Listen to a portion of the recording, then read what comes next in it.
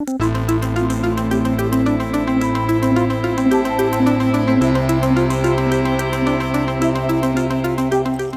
to us how plans have been going for this hurricane season. Well, Donna, as you said, there's a whole lot going on right about now. In January, we were hit with an earthquake. Then we had the dump fires, and now we're experiencing COVID. And of course, we're preparing for hurricane season. But with that being said, Human Concerns Cluster has been very active over the last 3 months. Of course, assisting and dealing with COVID and the isolation shelters. But also, we have had our shelter managers training, which took place, and the days are muddled right about now. You just say this day, that day. But we had our shelter manager training about 2 weeks ago, and that was done first time via Zoom. We had over 150 participants, and of course our partner agencies that assist in our cluster were all there. We had HMCI, Red Cross, RCIPS, DCFS, of course, Needs Assessment Unit.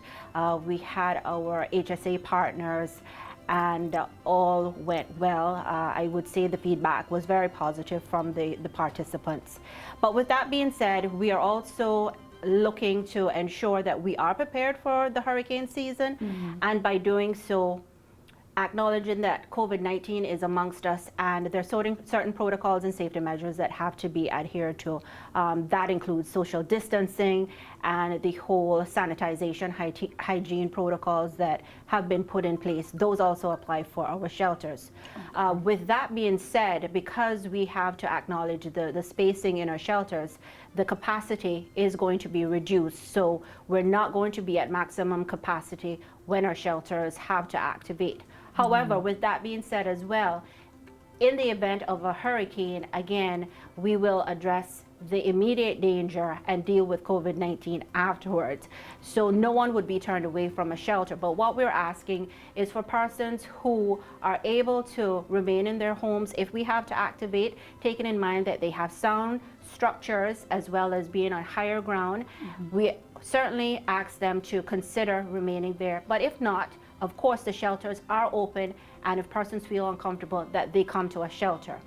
Also, if they're coming to a shelter, again, we are now asking for people to come with their own personal PPEs.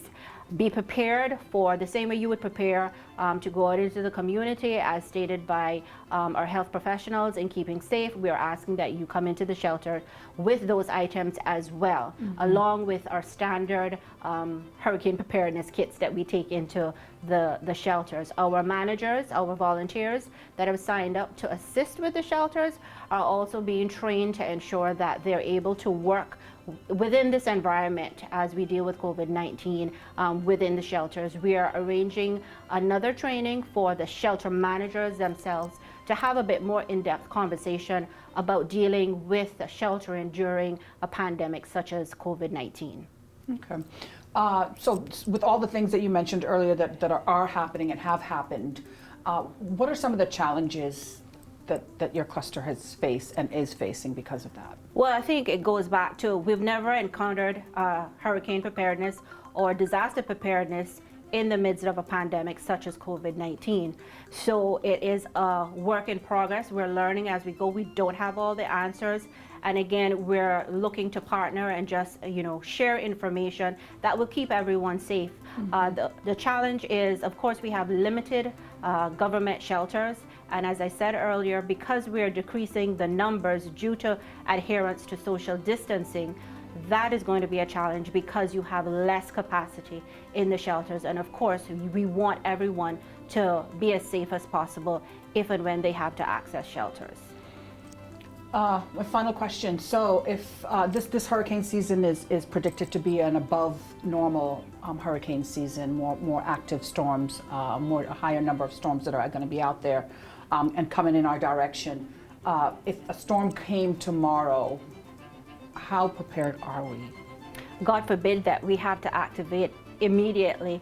We are prepared. HMCI has gone out with the assistance of Public Works, and again, Public Works also forms a part of our Human Concerns Cluster, as well as DEH, and they have all gone out and done the inspections on the shelters that are available, and they're ready for activation. They've been restocked with the various supplies, and it's just basically getting the message out to persons if you are going to take cover in a shelter, we're requiring certain things from you, particularly come prepared to engage in social distancing, come prepared to have PPEs.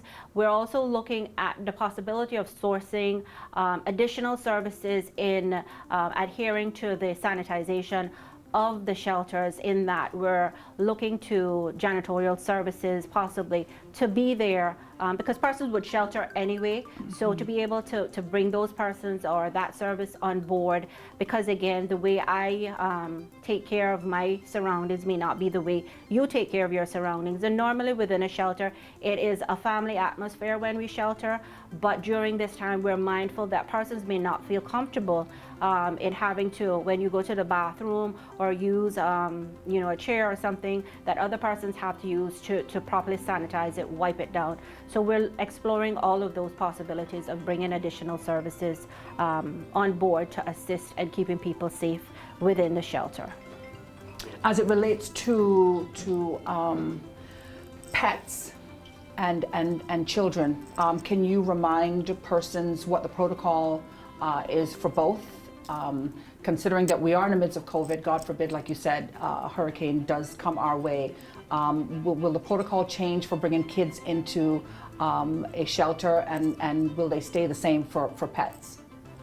So as it relates to children coming into the shelter, it remains the same, because families, everyone needs to take safe shelter, and of course you're bringing your children, your family into the shelter. So nothing has changed as it relates to bringing children. What we do ask again, and I think this goes for everyone, not only children, is that because of the pandemic that we're experiencing, when we have to shelter in such a space, that you again adhere to the protocols and the requirements. Keep your children within your family group. I know at times it's a bit difficult and stressful under these circumstances, and children by nature want to socialize or just to get their minds off of what's happening, to play with other children that are sharing that same space. We do discourage that. Again, sheltering normally during a hurricane period, we're looking at a maximum of possibly 72 hours to be within that space with others. So again, it's just kind of biting your teeth and bearing it. A little difficult for children at times, yes, but we ask that families and parents and guardians do support and give that extra supervision to children. For pets, we do have this year 2 shelters that have been identified as pet shelters, and that is the new John Gray Gymnasium and the Clifton Hunter Gymnasium High School. So that's something new for 2020. Okay, any final words to the listening public on what your cluster is doing for this year's hurricane season? So again, we are going to be engaging in some PSAs, speaking specifically to preparation as it relates to COVID-19 and sheltering during a pandemic. So talking about the requirements, the space requirements, the numbers, that the capacity of shelters will be able to accommodate. Also talking about PPEs and protocols within the shelters. So we are also just reminding people again to be prepared, have your evacuation plan, your preparedness kit ready. God forbid that we do have to activate, but at least you're prepared. Some people like to ensure that they have emergency contacts off island. We encourage persons to do so during this time, that if you have family away, that you have a plan in place that includes them. Again, we also ask for persons to definitely look out for your neighbors, particularly our elderly. We have some elderly who live alone, or some that are elderly couples who need some assistance. We ask that you also look out for them and ensure that if they need assistance getting into the shelter and you have the ability to do so, you do so, or you call the relevant authority to see how we can assist. That would also be the Department of Children and Family Services, who could provide some sort of assistance or refer people out. Again, we know that during hurricane season, when we activate, and we don't want people to wait until we're in the height of the storm to be calling for persons to access transportation.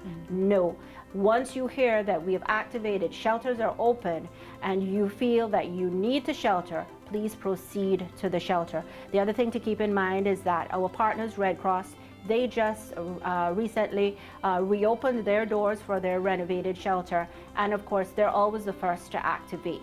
So again, we're just asking persons to have your plans, have your kits ready. Just be prepared that at this juncture, yes, we are in novel times with COVID-19, but when it comes to a hurricane and we have to shelter, we prefer to know that people are safe within the shelter, and then we will address what happens afterwards as it relates to COVID once we have been given the all clear. Well, Linda, thank you so much. Always a pleasure to have you with us. Thank you, Donna. Thanks for allowing me to just share what's happening within Human Concerns and what we're doing to ensure the wellness and safety of our community.